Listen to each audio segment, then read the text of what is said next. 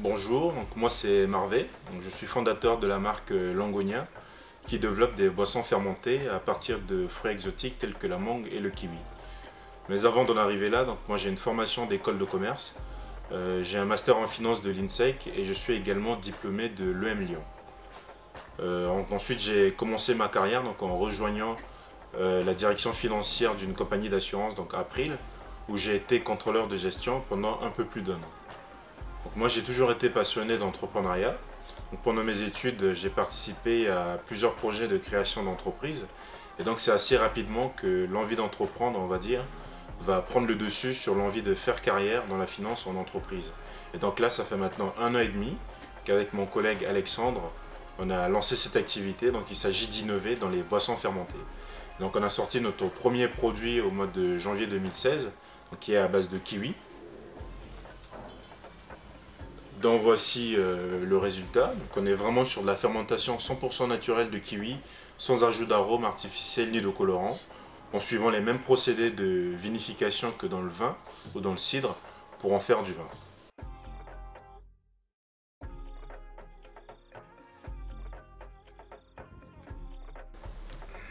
L'objectif de notre activité est de développer une nouvelle filière de valorisation de ces fruits-là qui connaissent en partie de réelles problématiques de gâchis et de pertes alimentaires. Donc pour le kiwi par exemple, il existe des normes assez strictes de calibrage. Donc vous avez les fruits qui sont trop petits ou un petit peu déformés, donc seront écartés de la filière de commercialisation. Donc nous récupérons directement ces fruits-là auprès de producteurs pour en faire nos boissons. Et donc c'est pareil pour la mangue, donc il va y avoir une grande production à un moment de l'année, mais plus de la moitié des fruits ne seront pas consommés. Donc il y a là une réelle opportunité pour valoriser et lutter un peu contre les pertes dans ce domaine-là. Nous sommes également partis d'un constat qu'il n'existe pas de boissons fermentées pour accompagner un certain type de repas exotique.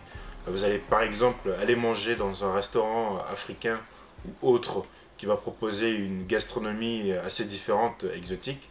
Vous ne trouverez pas de boissons adaptées pour accompagner votre repas. Donc là, notre objectif est également de pallier un petit peu ce manque.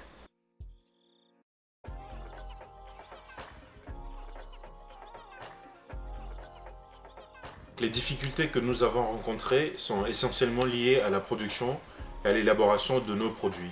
On avait quand même dès le départ l'ambition de développer des produits de qualité, au-delà du caractère original de notre concept. Moi je ne suis pas issu du milieu du vin et mon collègue non plus, donc on n'avait pas forcément les compétences techniques en interne pour développer nos produits. Même si on a essayé d'en faire comme ça artisanalement dans nos caves, mais il s'agissait plutôt pour nous d'aller chercher ces compétences-là ailleurs, notamment en impliquant des œnologues pour nous accompagner dans cette aventure. On évolue quand même dans un domaine qui reste assez conservateur, puisqu'il a été un petit peu compliqué pour nous pour convaincre des gens, pour mettre à notre disposition leur savoir-faire, leurs compétences. Donc ça nous a appris à travailler notre argumentation et avec un petit peu de persévérance, on a pu capter finalement les meilleures compétences recherchées. Et donc aujourd'hui on peut dire que nous travaillons avec les meilleurs œnologues, les meilleurs spécialistes de la fermentation pour développer des produits innovants et de qualité.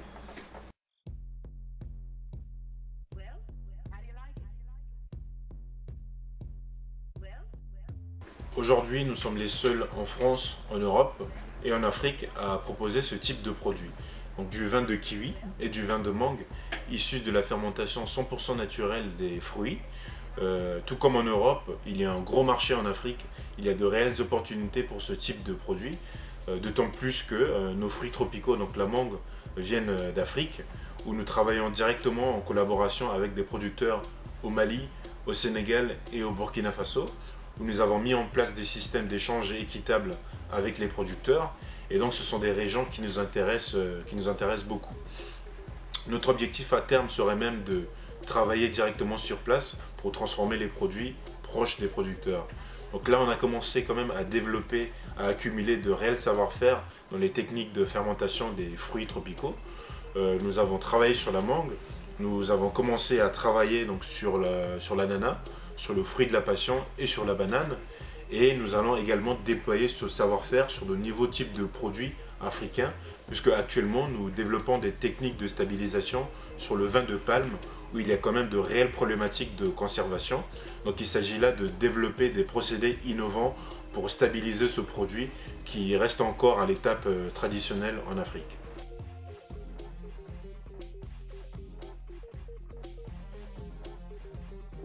L'Afrique est le continent qui connaît le plus grand taux de croissance économique dans le monde. Les pays d'Afrique comptent de plus en plus dans les négociations et les prévisions économiques mondiales. C'est donc une partie du monde où l'esprit d'entreprise, donc l'entrepreneurship, se développe de plus en plus. C'est également une partie du monde qui est en soif d'entrepreneuriat, en soif d'initiative et également en soif d'innovation. Donc moi j'encourage fortement donc, les entrepreneurs à y aller vers cette direction-là. Mais je pense qu'il faut y aller en étant bien préparé, il faut prendre le temps de bien se préparer, il faut bien réaliser ses études de marché, être bien certain de la viabilité et de la fiabilité de son projet, mais surtout bien prendre en compte qu'en Afrique, les relations humaines passent avant tout. Et donc il faut bien connaître les cultures des pays. Donc c'est pour cela que je vais finir avec cette citation qui dit que le hasard ne favorise que les esprits bien préparés.